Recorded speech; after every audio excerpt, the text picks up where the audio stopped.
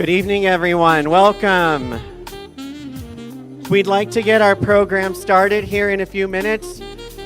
So we would invite you, if you would please form a line and feel free to serve yourselves a plate of dinner.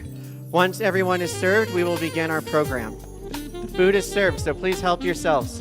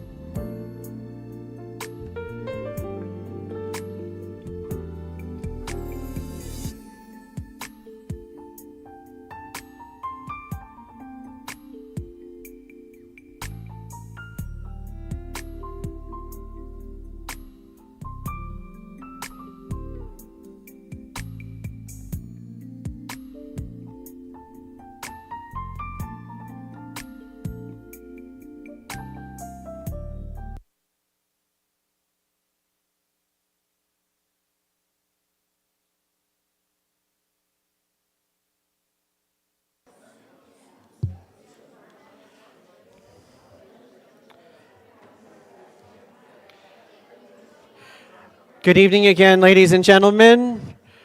We'd like to begin our program. Please continue to enjoy your meal and feel free to go back for seconds as much as you like. As long as there's food there, we'd love to have you keep enjoying yourselves.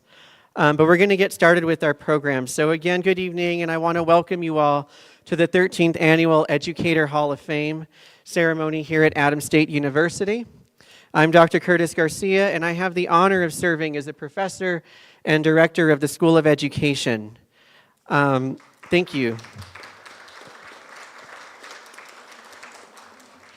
So it's been more than a century, and to be exact, it's been 104 years that Adams State has held fast to its mission to prepare passionate, committed, and skilled educators who serve as anchors of their communities.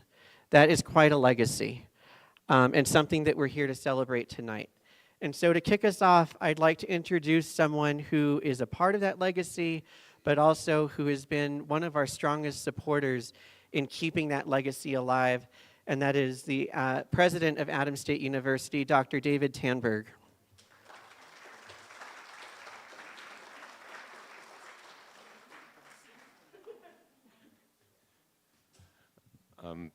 This is an event I look forward to each year, to be surrounded by fellow educators and those who support those educators is a real privilege and an honor. I was a graduate of Adams State in secondary ed social studies. I've had the privilege of teaching middle school, high school, undergraduate, and graduate. And in each case, I thought of myself as a teacher, even when I was teaching PhD students and master's students.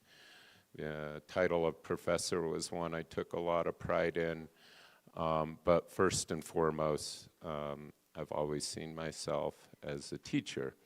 Even in my current job as president of this great university, I see my primary role as a teacher. My students are different. They're often politicians and donors and others, but I'm here to educate them on Adams State and the importance of small rural universities and their roles in their communities. As Curtis said, Adams State has a great legacy in the area of education. As you know, we were started as a normal school, and we've had our ebbs and flows, our strong moments, our moments of struggle, but I'm very proud of the progress of the faculty and staff here at Adams State. We've seen significant growth in our enrollments in our teacher education program, both at the undergrad and grad levels, and all the credit is to Curtis and his team of faculty and staff in the School of Education. They're just doing an absolute, an absolutely fantastic job. And part of what they've focused on, and that I think the faculty and staff throughout the university have focused on, is a return to a ethos of service to the Valley. And I'm incredibly proud that we've seen significant increases. In fact, a 73% increase from 2022 to 2024 in Valley student enrollments. We're now at record levels. And that's been a deliberate strategy in each of the schools here at Adams State and in the Office of Admissions. And that's just a recognition of our importance and our role here, where 73% of the teachers and school administrators in the Valley were educated at Adams State. That's a legacy. That's a mission we have to protect and nurture every day and every year. Otherwise, we slip. But I'm glad to say that I've seen real progress there, and so thank you to everyone at Adams State for that. You know, the work of an educator is hard work. It's not easy. My daughter is a high school social studies teacher, a young teacher still learning the ropes, loves the work, but is often tired, right? Educators are sometimes the most tired people you'll ever find. And it's because you're giving, and giving all day long. Energy, right? You're giving your energy to your students, to your classes. You're giving of yourself. You're giving of your time. And that comes with a price, right? You end up really tired. But with that fatigue comes the most rewarding way of living your professional life that I can imagine. That what you get back is, I think, the most fulfilling way to spend one's life, of making life better for individual students, for schools, for classes, and for communities. It's life-changing, it's generation-changing work. And that's the very mission of Adams State. And so the Teacher Hall of Fame, I think, is a recognition not only of the individuals getting their awards, but of a place like Adams State that produces graduates that go out and change the world. That's what this celebration is about. It's life-changing, world-changing work of a little university in the middle of what some would call nowhere, and yet look at what we do. We put out life changers. So congratulations to all those that are winning an award today. It is so well earned. You've made Adams State so proud. Thank you.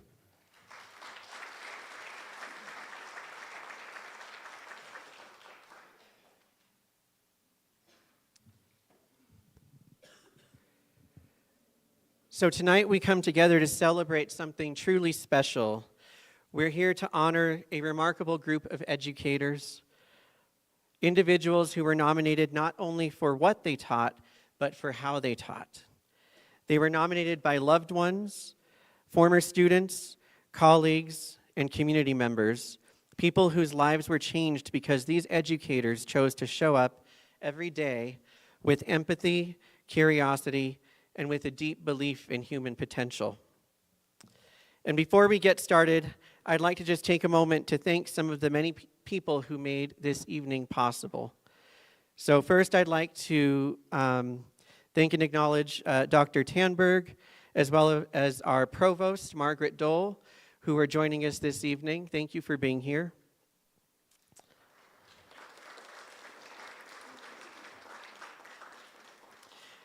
I'd also like to thank the members of the Educator Hall of Fame Committee. These are dedicated individuals whose names you will find in your program. And each year, they review the nominations that we receive with care and integrity. Would the members of the committee who are present tonight please stand up and be acknowledged?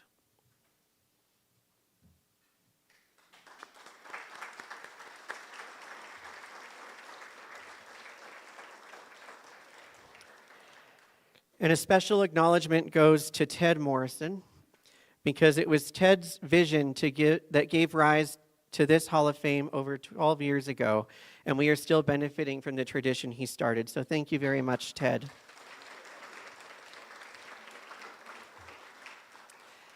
I'd also like to express deep appreciation to our School of Education staff, Ms. Angela Madrid, our administrative assistant, who really leads the coordination of everything for this event, from the dinner you see to the centerpieces, everything we have to celebrate tonight. Big thanks to Angela. Thank you.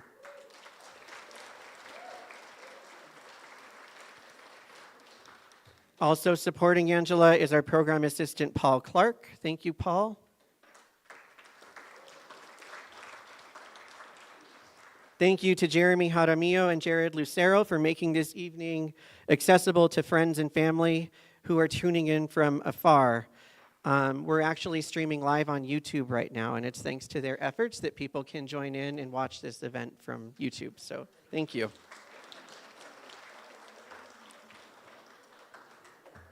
Thank you to the ASU Print Shop and Communications Office for their support with our event materials, and to Lynn Bogle and Rocky Mountain Memorabilia for the beautifully crafted tiles that the inductees will receive this evening.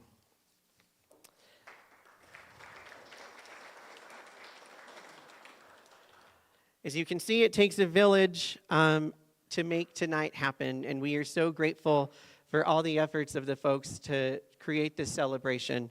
And with my last thank you goes to Mr. Kurt Wilson, who has agreed for several years now to serve as our Master of Ceremonies.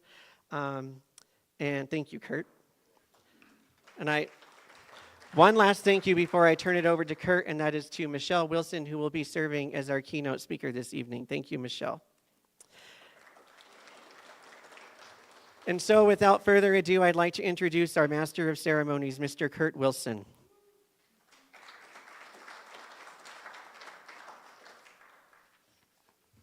Ladies and gentlemen, I'd like to begin this evening by talking about Dr. Tanberg.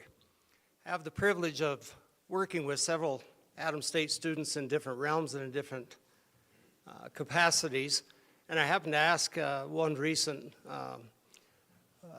person, I think she's a junior, also plays basketball, but I said, what do you think of your university president? And she stopped dribbling for just a second, looked at me and said, oh, Doc Tanberg? Yeah, he gets it. So that's going on your official eval, and I'll tell you what, that's quite a compliment. So when it comes straight from students like that, so thank you for that. And thank you for being here with some amazing people. And I do want to stress that tonight. Also, something about Ted Morrison. If you know anything about Ted, he understands one thing in education that should be emulated, that if you want something repeated, you recognize it. And in various Hall of Fames and different recognition things, Ted's hand is always in that, and oftentimes he's been the initiator of that. And I'm so proud to serve with him because he has that idea of giving credit to those that have accomplished great things. And if you speak to Ted, he's one of those people that have been successful. And as we know, that successful people will always tell you that you can do something. And Ted is one of those people. So with that, Ted, my thanks.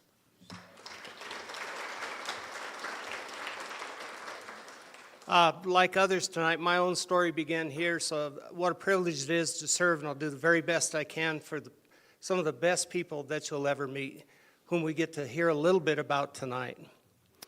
It is my privilege to know most of you in this room, and I'm grateful for that.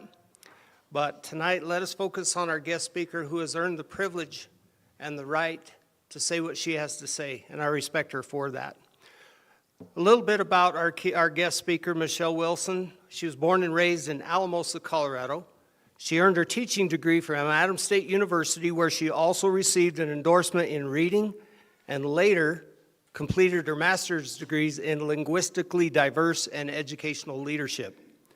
Michelle dedicated 18 years to teaching first, second, and third grade in Alamosa before becoming Dean of Students and then principal in August of 2019.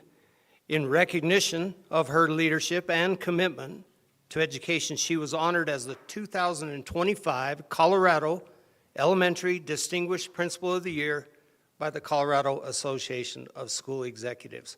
First of all, congratulations on that. Ladies and gentlemen, Michelle Wilson.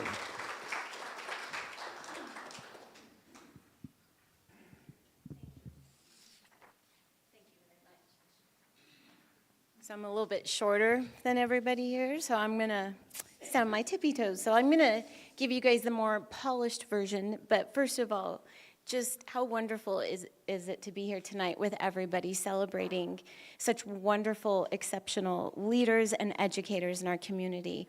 And so yay to all of you guys, because that is not easy work. The last time, if you know me, you know I visit the Ruby Slipper often, and one night Miss Armenta, of course, was there, and Pam, and I just thought the whole restaurant needed to know what an accomplishment this is and how huge it is to be in the Hall of Fame. So I stood on a chair, as you can imagine why. And I didn't whistle because I can't whistle, but I did scream very loudly. And the whole restaurant knew because it is just wonderful. So I encourage all of you to do the same for the people that you are supporting tonight because it truly is sensational. So good job. It is truly an honor to stand before you tonight as we celebrate a group of exceptional individuals whose lifelong dedication and education has made a lasting impact, not only on their students in schools, but on the very mission of Adams State University. Tonight, we recognize retired educators who embody the values that Adams State holds dear: a deep commitment to equity, a passion for high-quality teaching, and an unwavering belief in the power of education to transform lives. These educators didn't just show up to work. They showed up for children, for communities, and for the future. They inspired curiosity, built confidence, and created classrooms where every student could feel seen, heard, and valued. They adapted to change, mentored future leaders, and gave tirelessly of themselves, even when the job asked more than most could give. For many of us, including myself, Adams State was the foundation of our teaching journey. It's where we learned the importance of culturally responsive teaching, where we gained the tools to reach every learner, and where we discovered that great educators are not only experts in their content, but champions for every child who walks through the door. The educators we honor tonight brought that spirit into everything they did. They are now part of the Adams State University Hall of Fame, not just because of the years they spent in the classroom, but because of the legacy they leave behind. A generation of students who learned more, believed more, and dreamed bigger because of them. To each of you, thank you. Thank you for your service, your wisdom, your compassion, and your relentless pursuit of excellence in education. You have made us proud. You have made Adams State proud, and you have made a difference that will echo for generations. Congratulations on this well-deserved honor. Thank you.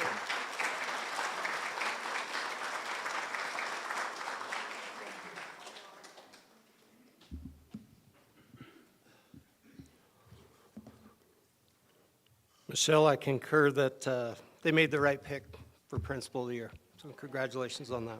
That's awesome. Ladies and gentlemen, in terms of logistics for this program tonight, after I introduce and read the biography that's been submitted for this book, I'd like to call you up individually after that, and if you have anybody that does any additional introductions to you, we ask you to keep those brief, professionally, and then your commentary brief as well. I would bet that each of you understands the glory it has been not to have any more staff meetings. And tonight we certainly want to emulate that. So we most respectfully ask you to be able to say a few words and keep those brief. And afterwards have an opportunity to receive, as you should, a wonderful plaque in recognition with Dr. Garcia and take a picture. And it's okay for people to come up and go ahead and take a snap. There will be time afterwards to do so as well, both individually and collectively. So we would ask you to follow in that. Again, gratitude. 6 people, all with one characteristic. And I quote Dr. Miles Monroe with this: the power of their attitude, because attitude is everything. And he assimilates himself to be a lion. And I'd have you think of those honored tonight as a lion.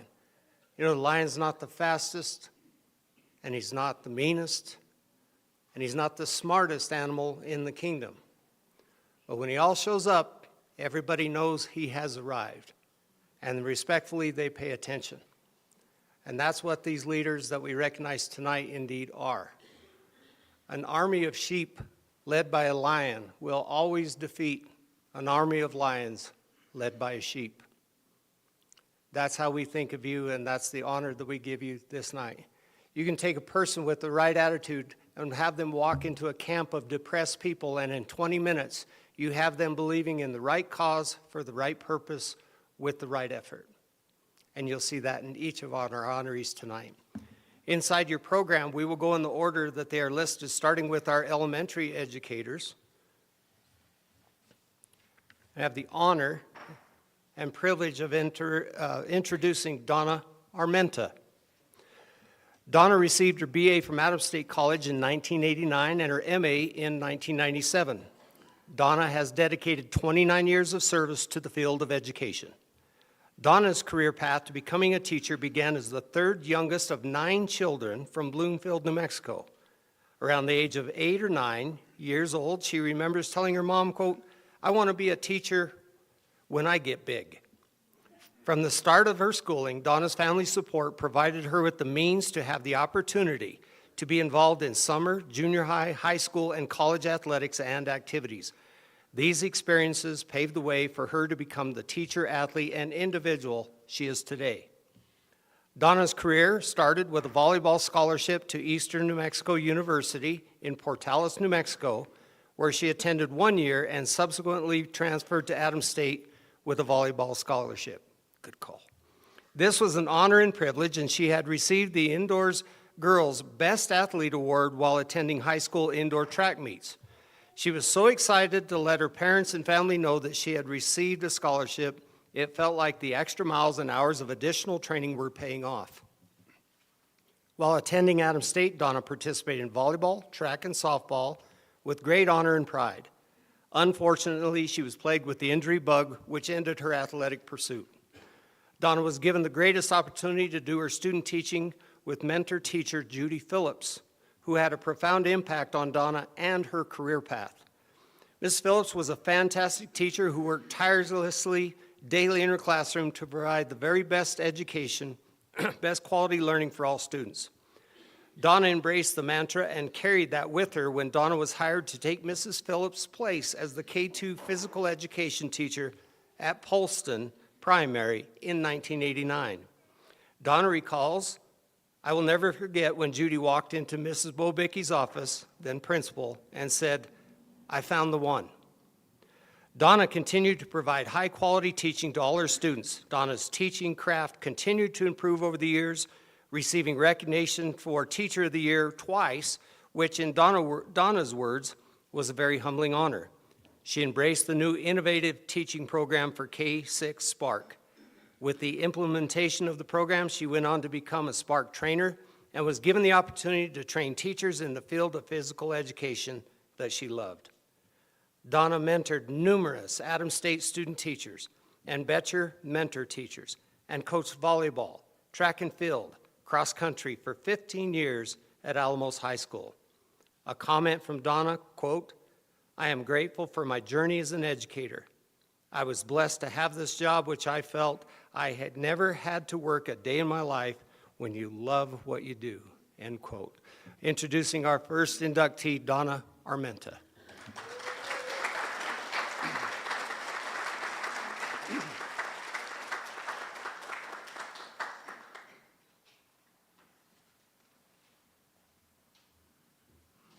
Thank you for that, Mr. Curtis. Thank you, everybody, for being here. I'm honored to be here to present my induction letter. Thank you, Selection Committee, for this most prestigious award. My education journey has truly come full circle tonight. Let me count all the blessings that have been bestowed upon me in my life. First and foremost, I want to thank our Heavenly Father above, who has been watching over and being the waymaker for me all my life. I want to thank my parents, who are shining down on me tonight on this most honored night. They provided me with so much opportunity to be the person that I am today, confident, independent, and motivated. Not to mention, they taught me how to play the guitar and put music in my soul. I want to thank my family. I have 8 siblings, and their unrelentless support throughout the years has been rewarding for me. Attending many games, track meets, my retirement celebration in Vegas, and here tonight for this most distinguished award. Pamela, thank you for always promoting me the best I can be, for always being there alongside me for my various school functions, from tirelessly making hundreds and hundreds of letters for the parents to know my program itinerary, and attending all of my programs, a lot of them, no matter what. Thank you. And for going to the Geno's 3-5 gig where I played solo for you, Michelle. Thank you for doing that. I want to thank my teachers and coaches for instilling in me strong work ethic and dedication and commitment to everything in life. Those values are ingrained in me forever because of you. My colleagues, your unconditional support, positive words of praise have been so inspiring to me. Thank you for always being there for me and being here tonight. Lastly, I want to thank my 15,000 plus students whose youthful energy, ambition to learn new skills in my class, and eagerness to be challenged will never be forgotten from me. They may not remember everything I taught them, but I hope they remember how I made them feel every day, which was loved. And yes, the motto that I carried was, I found a job I loved, and I didn't have to work one day. Thank you again. Thank you, Adams State University, for this great honor. Thank you so much.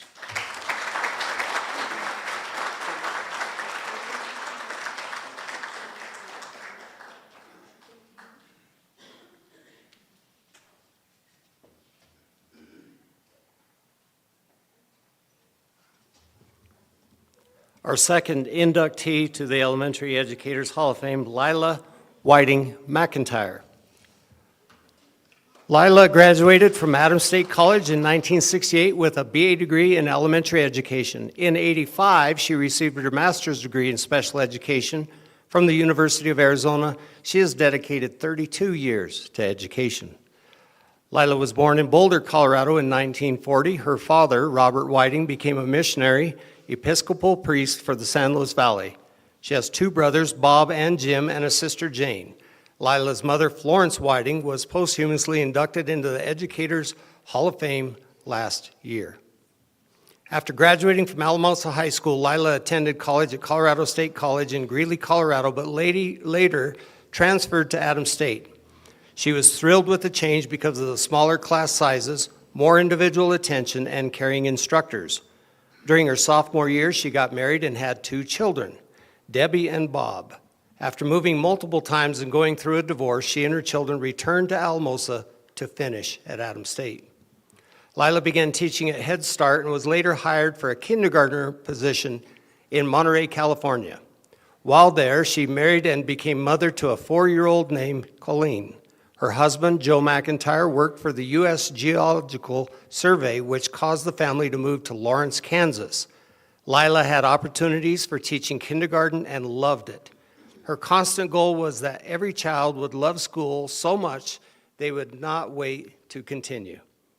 Job opportunities changed, and with children grown, Joe and Lila moved to Phoenix, Arizona, and were employed at a residential treatment facility for boys called Arizona Boys Ranch.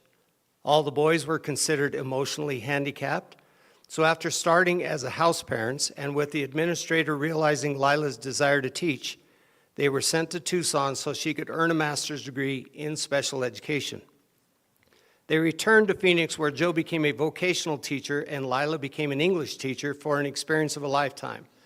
Lila taught classes from non-readers, starting with beginning words, to high school level grammar and Shakespeare's Macbeth and all levels in between. The challenges and experiences were exhilarating. Lila's husband, Joe, returned to the U.S. Geological Survey, and they moved back to Bakersfield, California.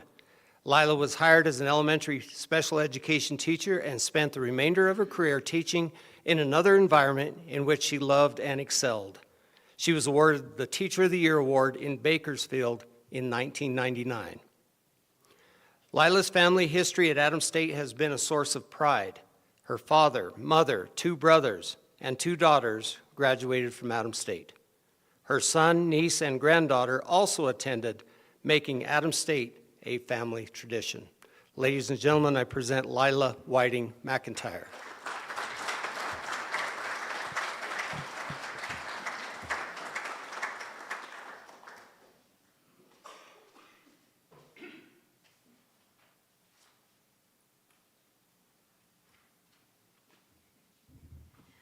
Thank you so very, very much. I see a whole table right there of my very, very, very special people. Let's see, many of them who went to Adams State. I've also realized that in the booklet, half of the stuff that I was going to tell you, written right here, was already included, so I won't tell you all the rest.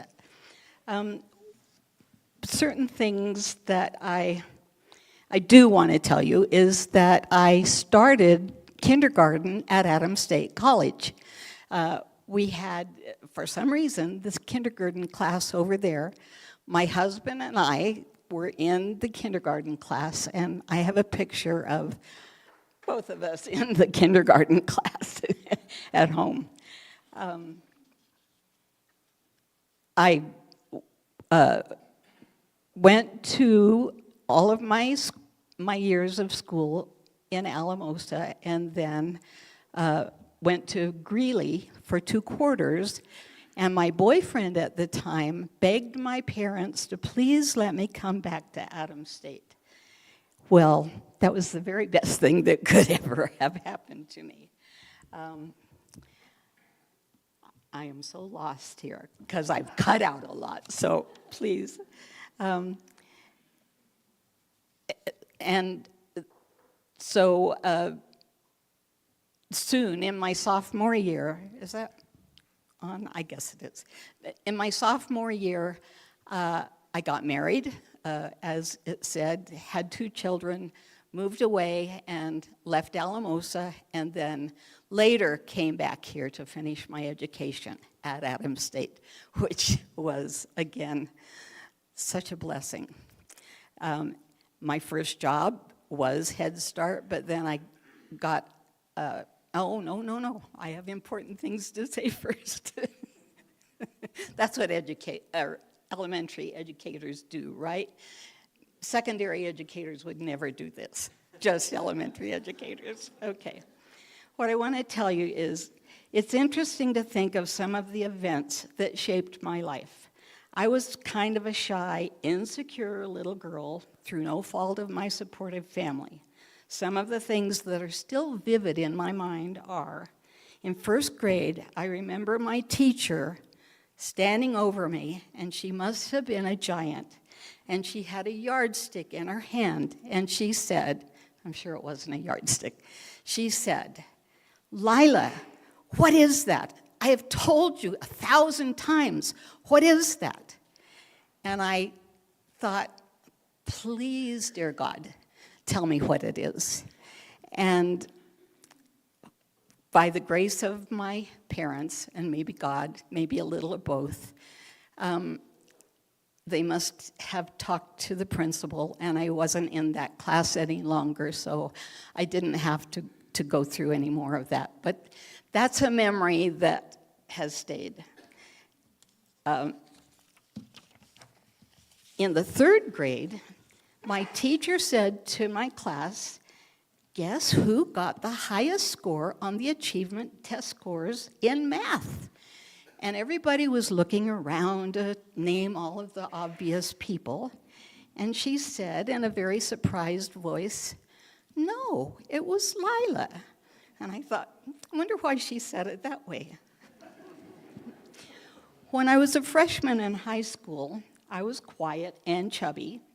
My brother Bob was a senior. This is my brother Bob.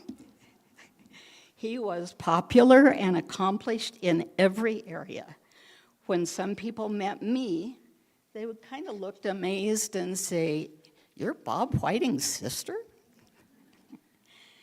After finishing at Adams State, teachers were needed, and I got a kindergarten position in Monterey, California. As soon as I started teaching, I was thrilled. We sang fun songs, we told stories, we did fun art projects. We learned some writing and phonics skills. I could change their behavior with just a little song sometimes. And they loved me, and I loved them so much. One time, a parent came up to me and said, you know, at our house, we hear a whole lot of Mrs. McIntyre says. My very first teacher's conference, or parent-teacher conference, I was scared to death until I looked at this lovely little lady whose little kindergarten son was his first day, and she was more afraid than I was. So that took care of that. During that time, I did remarry and have a child, Colleen, and Joe and I went to Arizona Boys Ranch, which was quite an experience. They were all high school children, so my husband taught in the vocational program, and I again found a new love for teaching. Now, high school boys, from the levels of non-readers to teaching, as it said, a few classes of Macbeth. I loved grammar. Some of them loved grammar. Some of them were very, very smart. This isn't in my notes, but I'm going to say it anyway. My very most exciting day, I had two boys who were total non-readers. They had never read in their whole lives. 18 years old, 17, 18 years old. And the way that I taught them reading from the very beginning was sort of having them be against each other, you know, on the chalkboard. Okay, if somebody got it first. Well, one of them, of course, was a little more aggressive than the other. And my very, very best thing was a day when in the lunch line you had to stand at parade rest because it was quite a, you know, a very structured school. And one of the boys had a book right down here hiding it because he could read and he was reading and he loved it. So that was just amazing. It did say that I went to Arizona University for my master's degree, and that's why I could teach there. Several years after that, then all of the programs changed. Joe's vocational program lost funding, so we made another move to Bakersfield, California, where I taught elementary special ed, and again, I loved it. The first class were second and third graders, but their level was more kindergarten, so I was kind of right back in the same place again. I never forgot my experiences that I learned growing up, all of those kind of tough ones, but I also never forgot the things I learned at Adams State and the teaching philosophy that I learned at Adams State. I learned that I always treated my children with love and respect, and I loved them so very much. My last years in special education, I also realized that it didn't matter how many times you told somebody something. If they wanted, if they knew, they would let you know that they knew. And so sometimes I had to find a whole totally different way of teaching. Also, and I think that was already mentioned, you have to repeat sometimes, maybe even 1,000 times, but it was wonderful, and all of you are so wonderful to be here supporting your families and having my family here to support me and to have this wonderful honor. And thank you, Ted, because he's the one who started it for our family. Thank you so much.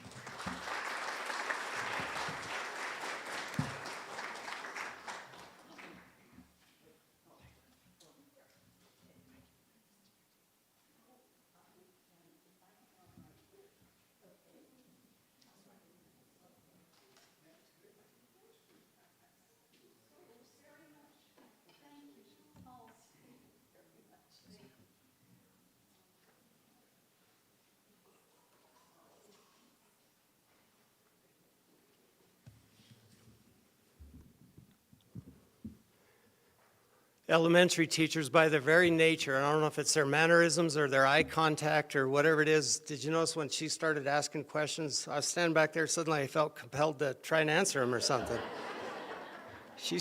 You scare me. I believe it, yeah. Thank you so much. We move to our secondary educators category. We have the privilege and honor of introducing our next inductee, Diane Lara. Diane graduated from Adams State College in 1982 with her BA degree, followed in 1986 with her MA. She also received an MA in 1988 from the University of Northern Colorado. Diane has dedicated 30 years of service to the educational field. When Diane started her library career, the requirements included a teaching license, 3 years classroom experience, and a master's degree in a library-related field. However, budget restrictions prohibited these requirements in small districts, and many libraries were staffed by paraprofessionals. Diane, along with several other San Luis Valley librarians, developed a summer class at Adams State to teach these paraprofessionals the basics, most of whom said it was the most beneficial class they had ever taken. There were 3 other librarians in her district, none of which had a library degree, and Diane began the practice of monthly meetings where they could share concerns and successes, and she was able to provide professional advice. These meetings created a unified and cohesive group that did a better job of serving students. After receiving a second master's degree in 1988 to become an educational media specialist, she soon learned to ignore this title and instead call herself a high school librarian. People seemed much more comfortable with this, and she did not have to explain her job over and over. Diane recalls computers were just entering schools, and her first task was to automate the library. After securing grants to cover the cost, Diane spent a summer placing barcodes on the collection. She also acquired internet access and databases that allowed students to research topics outside of the limited physical collection. Her Centauri High School students were now graduating with skills needed to navigate higher education. Diane's hobbies include hiking, rafting, kayaking, books, and gardening. Comments from Diane: I created policies that ensured selection of materials to meet the needs of all LGBTQ+ students. They could now find fiction and nonfiction that they could relate to, and all students could learn about their peers. This well-rounded collection was not ignored by some parents and was challenged. She defended titles before the Accountability Committee and School Board. One of my proudest accomplishments was that not a single challenged title was banned from my library. When students and teachers asked me factual questions, I often answered, I don't know the answer, but I can help you find it. I am happy to say that I had many satisfied patrons. A comment from a colleague: students loved Mrs. Lara. And because of this kinship shared with her students, she was invited to serve as sponsor to important clubs. SAD, or Students Against Drunk Drivers, Peer Helpers, which dealt with peer-to-peer conflict resolution, junior class sponsor. All of these sponsorships required endless time and devotion. Mrs. Lara taught groups of students how to work in teams and how to serve, a most valuable lesson for teenagers to learn. Our next inductee, Ms. Diane Lara.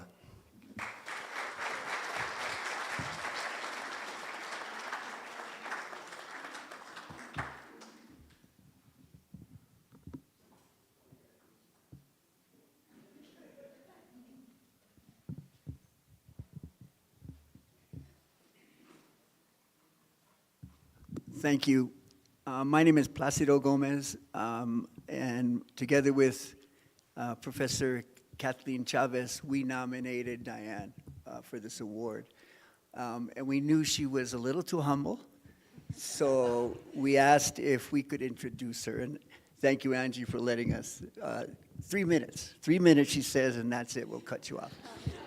But before I do, I really want to recognize our brothers and sisters who planted and harvested the crops that ended up on our plates today. And also those in the back there that prepared the food and served the food. We ate very well. It was quite a spread. and I want to make sure that we recognize those people.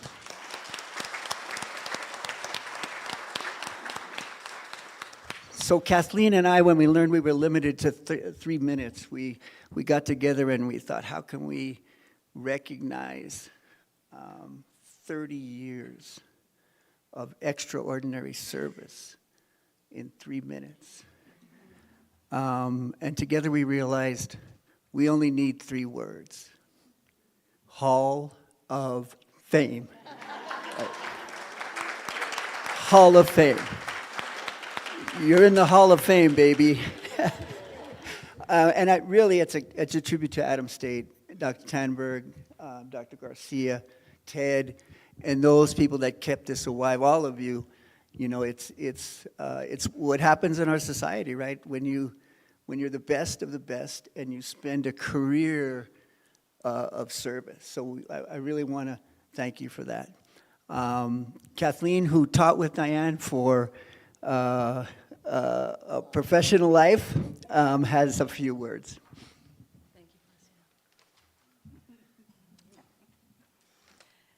Thank you for this honor. It is my pleasure to be able to welcome Diane Lara to Adams State University's Educators Hall of Fame. Diane is the first librarian to be selected.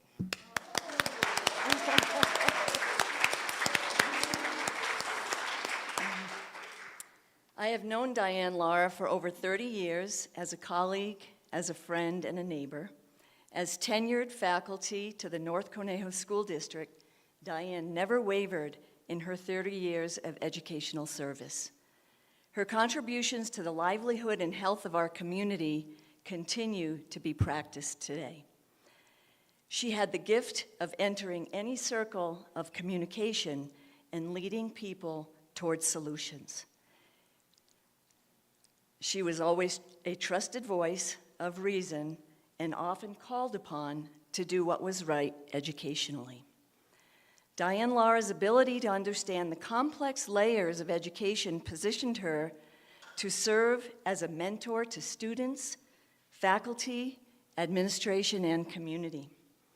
She was able to see all participants' needs within the structure of the institution and work her professional magic. Her position as librarian, media specialist was integral to the health and function of the school district. She used her expertise primarily in the high school library, and she also oversaw the operations and used operations of the middle school library and 2 elementary libraries. She took this responsibility very seriously, knowing the importance of keeping library doors open. A highly functioning library should serve as the nucleus of a school, maintaining a safe place for all learners. Diane was never discouraged when library practice was questioned. Instead, she took it upon herself to research, to negotiate, and teach our school and community the library's true function, and that is to enhance learning and to ensure access of information to all peoples. When a school has a good library, a good librarian, all constituents of a school district benefit. Diane Lara held this profession, this position, with such responsibility.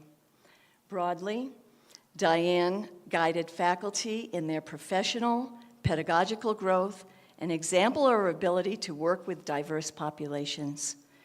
From the trade school to the science department and everything in between, Diane's sound methods improved faculty teaching and student learning. She was a devotee to the CEA, Colorado Educators Association. This meant being involved in negotiations, securing fairness across the board of operations for faculty, staff, and students. With praise and dedication to Diane Lara's service in education, I am honored to introduce her as our first librarian to Adams State University's Hall of Fame.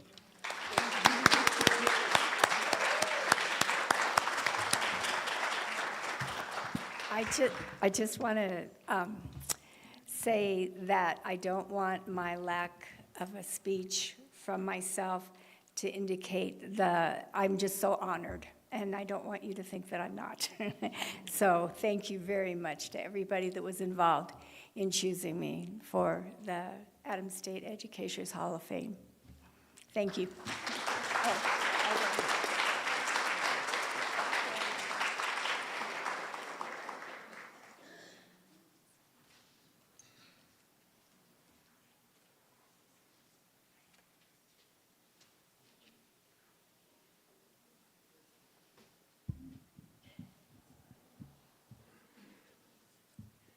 We now move to our administrator category. We have the privilege of introducing our next inductee, Robert Frimmel. Robert graduated from Adams State College with his BA degree in 1995. He returned years later to receive his Master's of Arts in 2003. He has been an educator for 30 years. Robert is the sixth of 8 children and was the first to graduate from high school. Robert graduated from Burlington High School in 1990 and attended Adams State from 1990 to 1995 with his Bachelor of Arts degree in math. He returned to Burlington, where he taught and coached at Burlington Middle School for 2 years, then went on to Ellicott High School, where he taught math, science, technology, and weights. While teaching at Ellicott High School for 5 years, Robert also coached football, basketball, and baseball. Robert married Natalie McClary in 2002 and moved to Yuma High School, where he taught math and science for 3 years and also coached football, basketball, and baseball. His first administration job was athletic director and business manager at Palmer High School, where he was honored with the 5A Athletic Director of the Year in 2010. In 2015, Robert became superintendent of the Kit Carson School District, where he led a $32 million BEST project for the construction of a new pre-K-12 building. He has some significant awards and special honors, which include the Colorado High School Activities Association Board of Directors, SAC Chairman for the BOCES, Colorado Association for Secondary School Administrators Board of Directors, and SCAP Chairman. Robert enjoys golfing with his wife, Natalie, daughter Stephanie, and son Brennan. May I introduce Robert Frimmel.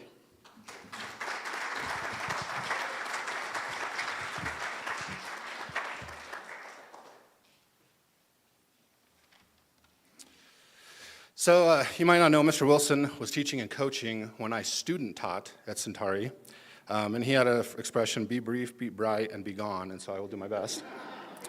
It's an incredible honor to be here to stand before you today. I'm very grateful to the committee for your selecting me for this recognition. It's a little ironic that I can talk in front of 1,500 students, no problem, and I am really nervous right now. Looking around though, I'm reminded of countless dedicated educators who have shaped generations. And I think of the classmates I had when I was here. We had a huge class that came through, and 20 of my best friends all went into education. So being here with you today is truly humbling. This journey would not have been possible without support of my, bless you, incredible wife, Natalie. Her belief in me, her patience, her constant encouragement have been the foundation for my career. We've celebrated successes. She'll navigate every challenge, listened to me when I had nobody else to talk to, and for that, I'm extremely thankful. Very fortunate, my daughter Stephanie attends here. She'll be a senior next year. She's a nursing major, and we got to be here when she won an award. My son Brennan, he'll be attending CU. He's going to be an aerospace engineer. So when I started here 35 years ago, like they said, I was first of 6 siblings to graduate from high school, and I knew that education was going to be very important, mainly so I didn't have to do serious manual labor. Also, it eliminates challenges that happen at every interview. I was very blessed to have a love of education, and hopefully I've passed that on to my students. I was lucky to teach for 10 years. I was athletic director, business manager for 10 years, and superintendent for 10 years. Ironically, I taught math for 8 of those 10. Throughout my career, I've always used 2 phrases. If doctors can practice, so can educators. Education is a dynamic field. We must continuously learn, adapt, refine our craft. This philosophy has always driven my commitment for professional development and hopefully innovative approaches in the classroom and in the leadership roles that we've had. I also use the phrase, be brave to be brilliant. It takes courage to try new things, to challenge the status quo, to push the boundaries of what's possible in education. It's in that bravery that true brilliance emerges, not just in our students, but in ourselves. I hope that administrators across the state, across the country, encourage teachers to have this be brave to be brilliant. It's okay to fail. It's okay to try new things. And you have to be able to do this without the fear of failure. Thank you again for this tremendous honor. I'm excited to continue to work along. I'm actually going to teach math for a few more years. And hopefully we are able to affect and inspire the next generation of learners. Thank you.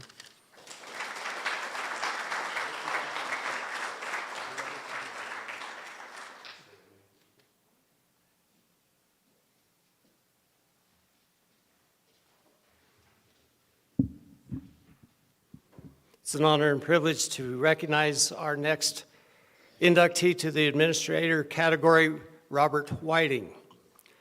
Robert, or known as Bob, received his BA in 1959, followed by his MA in 1963, both from Adams State College. Bob also got his PhD in 1972 from the University of Colorado in Denver. Bob was born in 1937 to Robert and Florence Whiting in Denver, Colorado. His sister, Lila, was born 3 years later, and the family moved to High Point, North Carolina, where his father worked for the Junior Red Cross. Bob began elementary school in North Carolina until the family moved back to Colorado, where his father became the Episcopal priest in Alamosa and San Luis Valley. Bob continued his education with the Alamosa School District until he graduated in 1955. During those school years, Bob was always busy, first as a paper boy, then working at the Rialto Theater, and then Daniel's Supermarket.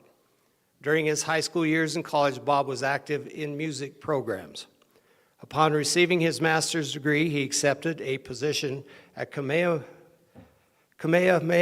Schools in Honolulu, Hawaii. Did I finally nail that? It took him 20 minutes to teach me that much this morning.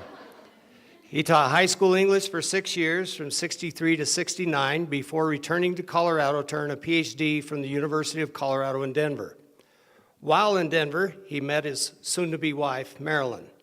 After getting married, Bob and Marilyn returned to Hawaii, where he continued at Kamehameha Schools as Director of Special Events and Director of Curriculum for the next 29 years. When anyone else might have retired, Bob accepted the position as head of school at Holy Nativity, a private Episcopal day school where he continued his educational career for 11 more years.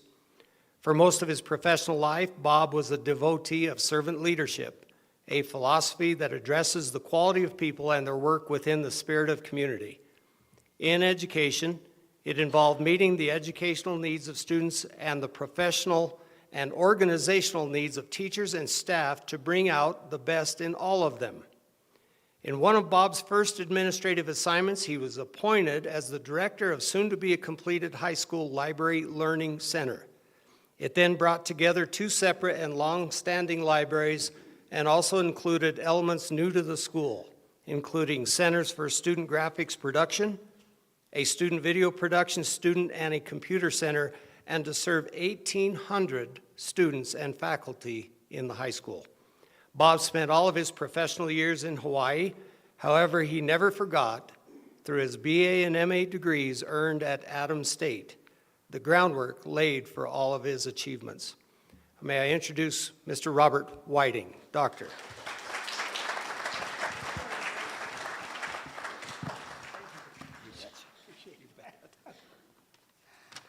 I have nothing to say. No, it's not true. I have very, very few things to say, though, because my sister has said a lot of them already. He said a lot of them already. So let's begin and then stop quickly. In addition to the academic preparation, Adams State gave this young person confidence that he could thrive in the work that he chose to do, as well as to support the needs of his students to enter the educational lives they were pursuing. I thrived, and so did the schools that I taught at, and so did the students. And I thank God, and I thank those schools, And I thank you for coming to this presentation. That's all I have to say. Thank you.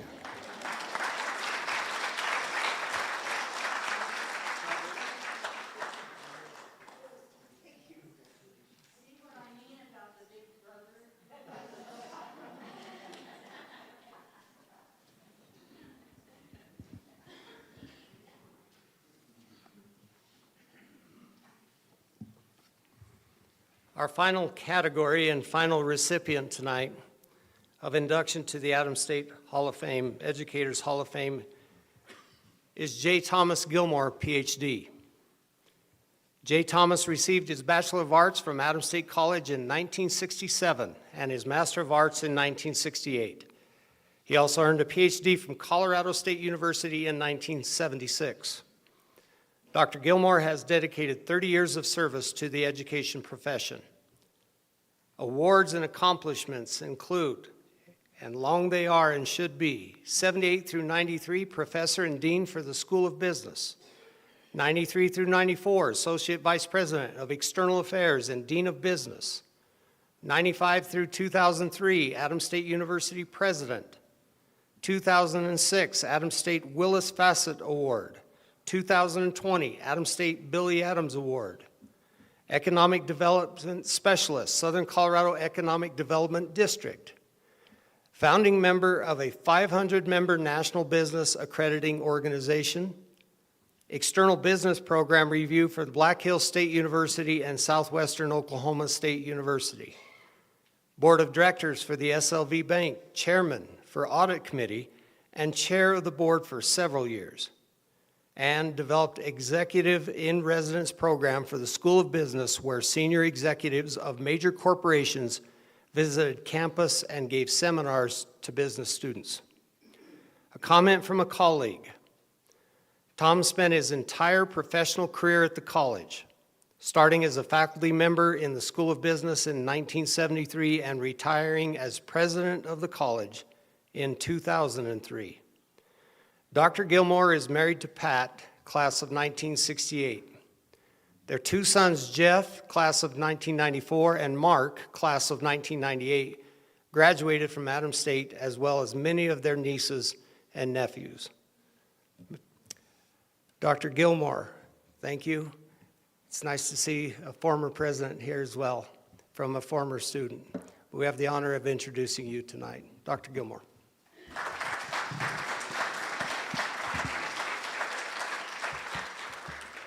Well, I thank you for this very real honor. As I look at the people who I am joining with tonight, it's truly a remarkable group of people, and I am humbled to be part of them. I feel lucky that I have had the opportunity to spend my career in education and at Adams State. You don't get any better than that. If it hadn't been Adams State, though, Hawaii would have not been a bad second choice. And so, you know, when you look at education, everybody is involved in it. You have parents who are teaching their kids what they need to know and move them on. You have a master electrician showing the apprentice how to do it better. And so everything in society, whether you're in a professional education or not, it is education. And so I am very honored tonight to be part of this, and I thank you for the honor, and I thank the group who put all this together. These things don't just happen automatically. It's a lot of work, and I appreciate what they did. And so I am honored to be here, and I look forward to continuing to watch the progress of Adams State. Thank you.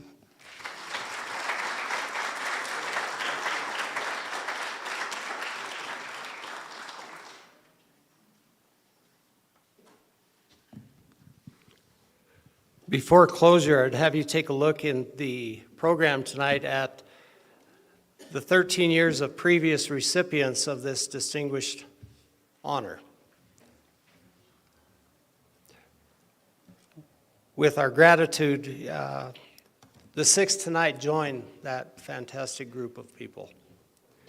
Again, we want to recognize the team of people, because it's always about a team, that put things like this together and to have such a good night. From those that provide sound and food and cleanup and all the little details, plus those that lead out, our dear presidents and leaders in academics, those people behind the scenes, we appreciate and we thank you for the fantastic things that you've done for other people tonight. Thank you so much.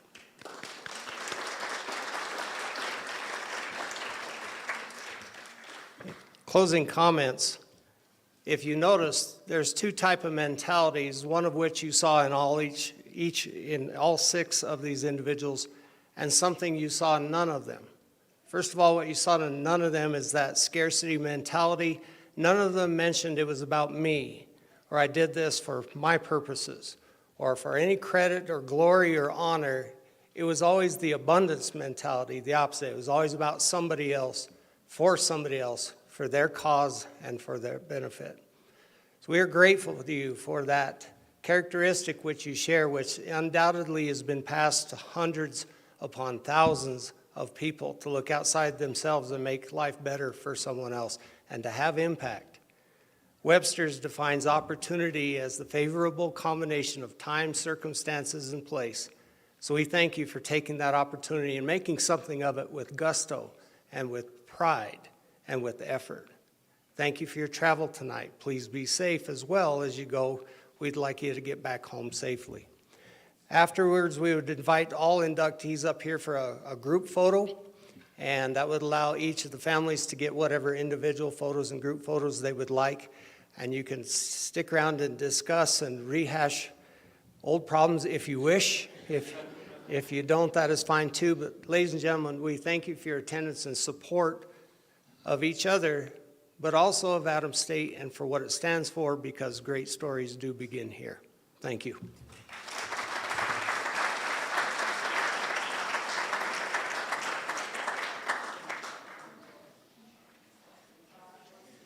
Yeah, come on up and we'll get some chairs.